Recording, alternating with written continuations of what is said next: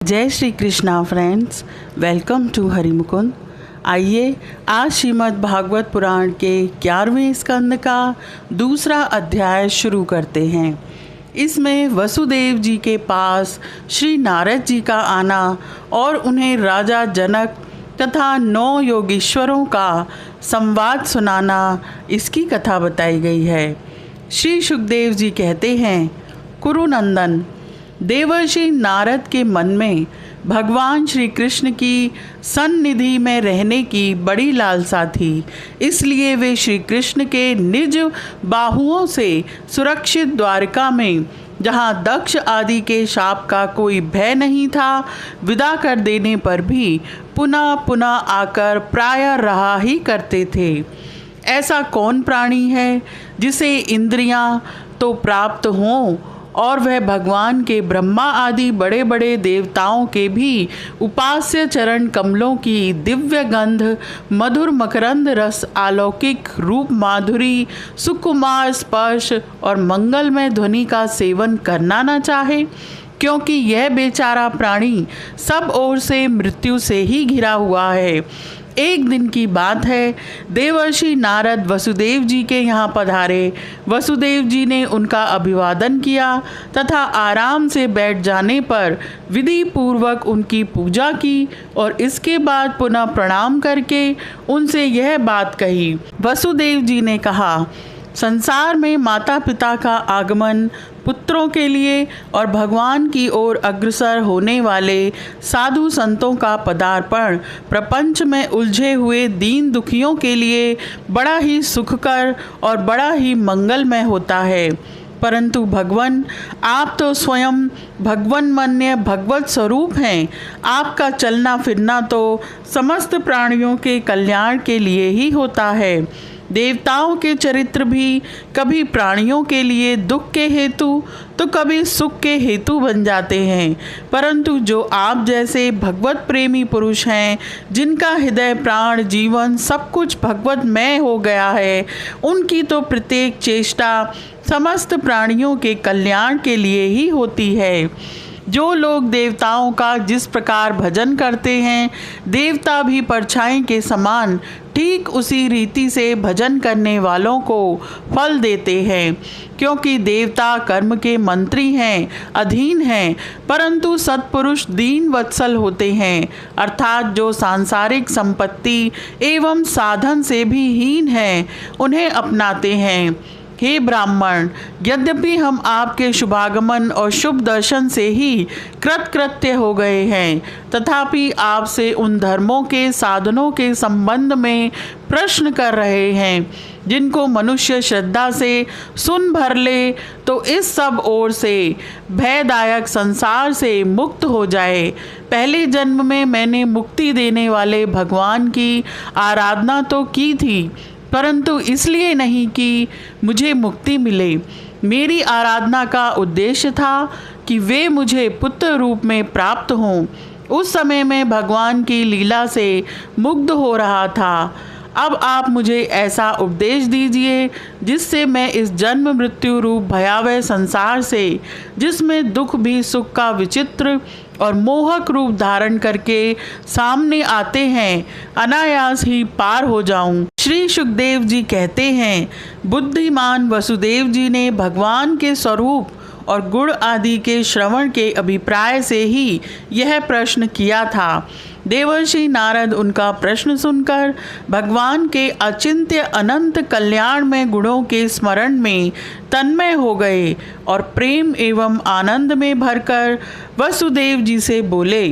नारद जी ने कहा, हे यदुवंश शिरोमणि, तुम्हारा यह निश्चय बहुत ही सुंदर है, क्योंकि यह भागवत धर्म के संबंध में है, जो सारे विश्व को जीवन दान देने वाला है, पवित्र करने वाला है।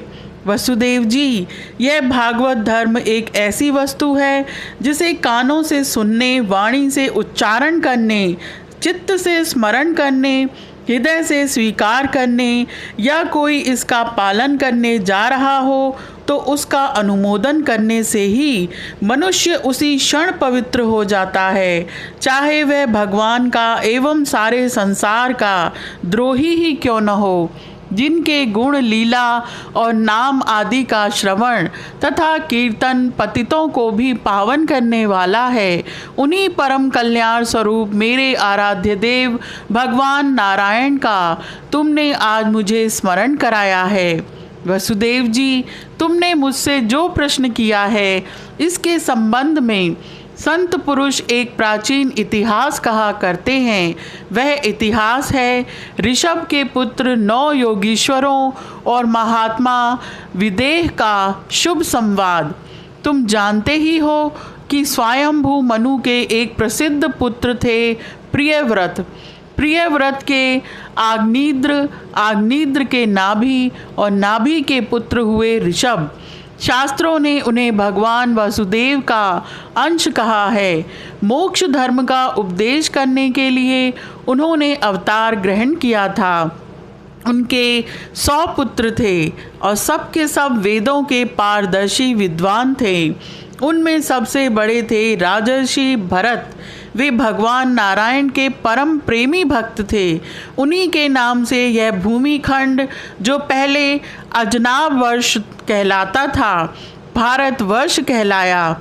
यह भारतवर्ष भी एक अलौकिक स्थान है। राजऋषि भरत ने सारी पृथ्वी का राज्य भोग किया, परंतु अंत में इसे छोड़कर वन में चले गए। वहाँ उन्होंने तपस्या के द्वारा भगवान की उपासना की और 3 जन्मों में वे भगवान को प्राप्त हुए। भगवान ऋषभदेव जी के शेष 99 पुत्रों में 9 पुत्र तो इस भारतवर्ष के सब ओर स्थित 9 द्वीपों के अधिपति हुए और 81 पुत्र कर्मकांड के रचयिता ब्राह्मण हो गए। शेष 9 सन्यासी हो गए। वे बड़े ही भाग्यवान थे। उन्होंने आत्मविद्या के संपादन में बड़ा परिश्रम किया था और वास्तव में वे उसमें बड़े निपुण थे। वे प्रायः दिगंबर ही रहते थे और अधिकारियों को परमार्थ वस्तु का उपदेश किया करते थे। उनके नाम थे कवि, हरि, अंतरिक्ष, प्रबुद्ध, पिपलायन, आविर्होत्र, द्रुमिल, चमस और करभाजन। वे इस कार्य कारण और व्यक्त अव्यक्त भगवत रूप जगत को अपनी आत्मा से अभिन्न अनुभव करते हुए पृथ्वी पर स्वच्छंद विचरण करते थे। उनके लिए कहीं भी रोक टोक न थी। वे जहाँ चाहते चले जाते। देवता, सिद्ध, साध्य, गंधर्व, यक्ष, मनुष्य, नागों के लोकों में तथा मुनि, चारण, भूतनाथ, विद्याधर, ब्राह्मण और गौओं के स्थानों में वे स्वच्छंद विचरते थे। वे सब के सब जीवन मुक्त थे।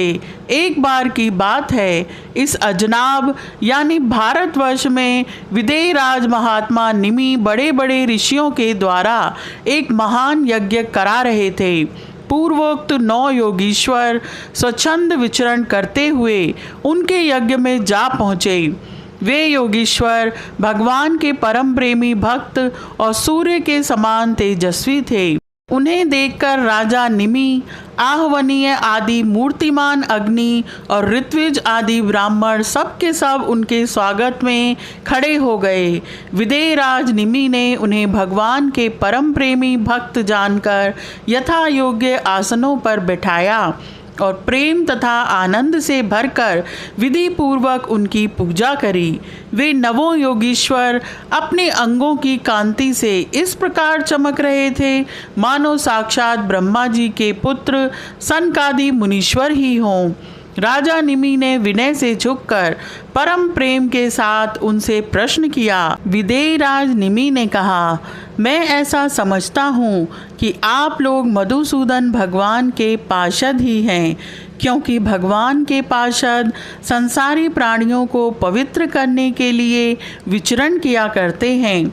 जीवों के लिए मनुष्य शरीर का प्राप्त होना दुर्लभ है। यदि वह प्राप्त भी हो जाता है तो प्रतिक्षण मृत्यु का भय सिर पर सवार रहता है, क्योंकि यह क्षणभंगुर है। इसलिए अनिश्चित मनुष्य जीवन में भगवान के प्यारे और उनको प्यार करने वाले भक्तजनों का, संतों का दर्शन तो और भी दुर्लभ है। इसलिए त्रिलोक पावन महात्माओं, हम आप लोगों से यह प्रश्न करते हैं कि परम कल्याण का स्वरूप क्या है और उसका साधन क्या है। इस संसार में आधे क्षण का सत्संग भी मनुष्यों के लिए परम निधि है।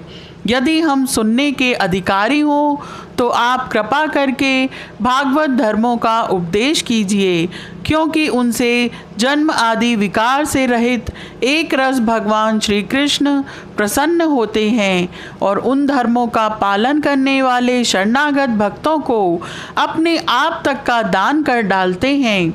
देवर्षि नारद जी ने कहा, जब राजा निमि ने उन भगवत प्रेमी संतों से यह प्रश्न किया, तब उन लोगों ने बड़े प्रेम से उनका और उनके प्रश्न का सम्मान किया और सदस्य तथा ऋत्विजों के साथ बैठे हुए राजा निमि से बोले। पहले उन 9 योगेश्वरों में से कवि जी ने कहा, भक्तजनों के हृदय से कभी दूर न होने वाले भगवान के चरणों की नित्य निरंतर उपासना ही इस संसार में परम कल्याण आत्यांतिक क्षेम है और सर्वथा भय शून्य है। ऐसा मेरा निश्चित मत है। दे गे आदि तुच्छ एवं असत पदार्थों में अहंता एवं ममता हो जाने के कारण जिन लोगों की चित्तवृत्ति उद्विग्न हो रही है, उनका भय भी इस उपासना का अनुष्ठान करने पर पूर्णतया निवृत्त हो जाता है। भगवान ने भोले भाले अज्ञानी मनुष्यों को भी सुगमता से साक्षात अपनी प्राप्ति के लिए जो उपाय स्वयं श्री मुख से बतलाए हैं, उन्हें ही भागवत धर्म समझो। इन भागवत धर्मों का अवलंबन करके मनुष्य कभी विघ्नों से पीड़ित नहीं होता और नेत्र बंद करके दौड़ने पर भी, अर्थात विधि विधान में त्रुटि हो जाने पर भी, न तो मार्ग से स्खलित ही होता है और ना तो पतित फल से वंचित ही होता है। भागवत धर्म का पालन करने वाले के लिए यह नियम नहीं है कि वह एक विशेष प्रकार का कर्म ही करे। वह शरीर से, वाणी से, मन से, इंद्रियों से, बुद्धि से, अहंकार से, अनेक जन्मों अथवा एक जन्म की आदतों से स्वभाववश जो करे वह सब परम पुरुष भगवान नारायण के लिए ही है। इस भाव से उन्हें समर्पण कर दे। यही सरल से सरल सीधा सा भागवत धर्म है। ईश्वर से विमुख मनुष्य को उनकी माया से अपने स्वरूप की विस्मृति हो जाती है और इस विस्मृति से ही मैं देवता हूँ, मैं मनुष्य हूँ, इस प्रकार का भ्रम विपर्य हो जाता है। इस देह आदि अन्य वस्तु में अभिनिवेश तन्मयता होने के कारण ही बुढ़ापा, मृत्यु, रोग आदि अनेकों भय होते हैं। इसलिए अपने गुरु को ही आराध्य देव परम प्रियतम मानकर अनन्य भक्ति के द्वारा उस ईश्वर का भजन करना चाहिए। सच पूछो तो भगवान के अतिरिक्त, आत्मा के अतिरिक्त और कोई वस्तु है ही नहीं, परंतु न होने पर भी इसकी प्रतीति इसका चिंतन करने वाले को उसके चिंतन के कारण, उधर मन लगने के कारण ही होती है। जैसे स्वप्न के समय स्वप्न दृष्टा की कल्पना से अथवा जागृत अवस्था में नाना प्रकार के मनोरथों से एक विलक्षण ही सृष्टि दिखने लगती है। इसलिए विचारवान मनुष्य को चाहिए कि सांसारिक कर्मों के संबंध में संकल्प विकल्प करने वाले मन को रोक दे, कैद कर ले। बस ऐसा करते ही उसे अभय पद की, परमात्मा की प्राप्ति हो जाएगी। संसार में भगवान के जन्म की और लीला की बहुत सी मंगलमयी कथाएं प्रसिद्ध हैं, उनको सुनते रहना चाहिए। उन गुणों और लीलाओं का स्मरण दिलाने वाले भगवान के बहुत से नाम भी प्रसिद्ध हैं। लाज संकोच छोड़कर उनका गान करते रहना चाहिए। इस प्रकार किसी भी व्यक्ति, वस्तु और स्थान में आसक्ति न करके विचरण करते रहना चाहिए। जो इस प्रकार विशुद्ध व्रत नियम ले लेता है, उसके हृदय में अपने परम प्रियतम प्रभु के नाम कीर्तन से अनुराग का, प्रेम का अंकुर उग आता है। उसका चित्त द्रवित हो जाता है। अब वह साधारण लोगों की स्थिति से ऊपर उठ जाता है। लोगों की मान्यताओं धारणाओं से परे हो जाता है। दंभ से नहीं, स्वभाव से ही मतवाला सा होकर कभी खिलखिलाकर हंसने लगता है तो कभी फूट फूट कर रोने लगता है। कभी ऊंचे स्वर से भगवान को पुकारने लगता है तो कभी मधुर स्वर से उनके गुणों का गान करने लगता है। कभी कभी जब वह अपने प्रियतम को अपने नेत्रों के सामने अनुभव करता है तब उन्हें रिझाने के लिए नृत्य भी करने लगता है। यह आकाश, वायु, अग्नि, जल, पृथ्वी, ग्रह, नक्षत्र, प्राणी, दिशाएं, वृक्ष, वनस्पति, नदी, समुद्र सब के सब भगवान के शरीर हैं। सभी रूपों में स्वयं भगवान प्रकट हैं। ऐसा समझकर वह जो कोई भी उसके सामने आ जाता है, चाहे वह प्राणी हो या अप्राणी, उसे अनन्य भाव से, भगवत भाव से प्रणाम करता है। जैसे भोजन करने वाले को प्रत्येक ग्रास के साथ ही तुष्टि, पुष्टि और शुद्धा निवृत्ति ये तीनों एक साथ होते जाते हैं, वैसे ही जो मनुष्य भगवान की शरण लेकर उनका भजन करने लगता है, उसे भजन के प्रत्येक क्षण में भगवान के प्रति प्रेम, अपने प्रेमास्पद प्रभु के स्वरूप का अनुभव और उनके अतिरिक्त अन्य वस्तुओं में वैराग्य, इन तीनों की एक साथ ही प्राप्ति होती जाती है। इस प्रकार जो प्रतिक्षण एक एक वृत्ति के द्वारा भगवान के चरण कमलों का ही भजन करता है, उसे भगवान के प्रति प्रेममयी भक्ति, संसार के प्रति वैराग्य और अपने प्रियतम भगवान के स्वरूप की स्फूर्ति, ये सब अवश्य ही प्राप्त होते हैं। वह भागवत हो जाता है और जब ये सब प्राप्त हो जाते हैं तब वह स्वयं परम शांति का अनुभव करने लगता है। राजा निमि ने पूछा, योगीश्वर, अब आप कृपा करके भगवत भक्त का लक्षण वर्णन कीजिए। उसके क्या धर्म हैं और कैसा स्वभाव होता है? वह मनुष्यों के साथ व्यवहार करते समय कैसा आचरण करता है, क्या बोलता है और किन लक्षणों के कारण भगवान का प्यारा होता है? अब 9 योगीश्वरों में से दूसरे हरि जी बोले, आत्मस्वरूप भगवान समस्त प्राणियों में आत्मा रूप से, नियंता रूप से स्थित हैं, जो कहीं भी न्यूनाधिकता न देखकर सर्वत्र परिपूर्ण भागवत सत्ता को ही देखता है और साथ ही समस्त प्राणी और समस्त पदार्थ आत्मस्वरूप भगवान में ही आधेय रूप से अथवा अध्यस्त रूप से स्थित है, अर्थात वास्तव में भगवत स्वरूप ही है। इस प्रकार का जिसका अनुभव है, ऐसी जिसकी सिद्ध दृष्टि है, उसे भगवान का परम प्रेमी उत्तम भागवत समझना चाहिए। जो भगवान से प्रेम, उनके भक्तों से मित्रता, दुखी और अज्ञानियों पर कृपा तथा भगवान से द्वेष करने वालों की उपेक्षा करता है, वह मध्यम कोटि का भागवत है। और जो भगवान के अर्चा, विग्रह, मूर्ति आदि की पूजा तो श्रद्धा से करता है, परंतु भगवान के भक्तों या दूसरे लोगों की विशेष सेवा शुश्रूषा नहीं करता, वह साधारण श्रेणी का भगवत भक्त है।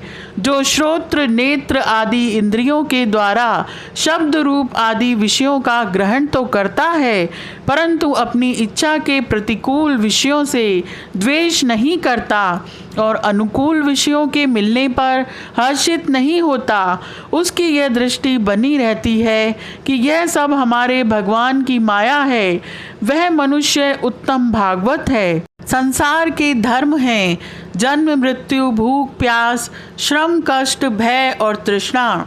ये क्रमशः शरीर, प्राण, इंद्रिय, मन और बुद्धि को प्राप्त होते ही रहते हैं। जो मनुष्य भगवान की स्मृति में इतना तन्मय रहता है कि इनके बार बार होते जाते रहने पर भी उनसे मोहित नहीं होता, पराभूत नहीं होता, वह उत्तम भागवत है। जिसके मन में विषय भोग की इच्छा, कर्म प्रवृत्ति और उनके बीज वासनाओं का उदय नहीं होता और जो एकमात्र भगवान वासुदेव में ही निवास करता है, वह उत्तम भगवत भक्त है। जिनका इस शरीर में न तो सत्कुल में जन्म, तपस्या आदि कर्म से तथा न वर्ण, आश्रम एवं जाति से ही अहम भाव होता है, वह निश्चय ही भगवान का प्यारा है। जो धन संपत्ति अथवा शरीर आदि में यह अपना है और यह पराया, इस प्रकार का भेदभाव नहीं रखता, समस्त पदार्थों में समस्वरूप परमात्मा को देखता रहता है, समभाव रखता है तथा किसी भी घटना अथवा संकल्प से विक्षिप्त न होकर शांत रहता है, वह भगवान का उत्तम भक्त है। बड़े बड़े देवता और ऋषि मुनि भी अपने अंतःकरण को भगवान में बनाते हुए जिन्हें ढूंढते रहते हैं, भगवान के ऐसे चरण कमलों से आधे क्षण आधे पल के लिए भी जो नहीं हटता, निरंतर उन चरणों की सन्निधि और सेवा में ही संलग्न रहता है, यहाँ तक कि कोई स्वयं उसे त्रिभुवन की राज्य लक्ष्मी भी दे तो भी वह भगवत स्मृति का तार नहीं तोड़ता, उस राज्य लक्ष्मी की ओर ध्यान ही नहीं देता। वही मनुष्य वास्तव में भगवत भक्त वैष्णवों में अग्रगण्य है, सबसे श्रेष्ठ है।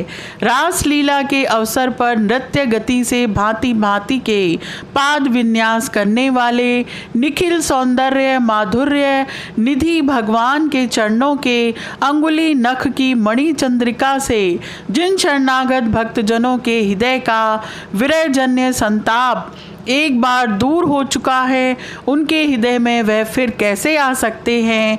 जैसे चंद्रोदय होने पर सूर्य का ताप नहीं लग सकता, विवशता से नमोच्चारण करने पर भी संपूर्ण अग्राशी को नष्ट कर देने वाले स्वयं भगवान श्री हरि, जिसके हृदय को क्षण भर के लिए भी नहीं छोड़ते, क्योंकि उसने प्रेम की रस्सी से उनके चरण कमलों को बांध रखा है। वास्तव में ऐसा मनुष्य ही भगवान के भक्तों में प्रधान है। यह अध्याय यहीं समाप्त होता है। आज के लिए इतना ही। Please like, share and subscribe my channel. Thank you.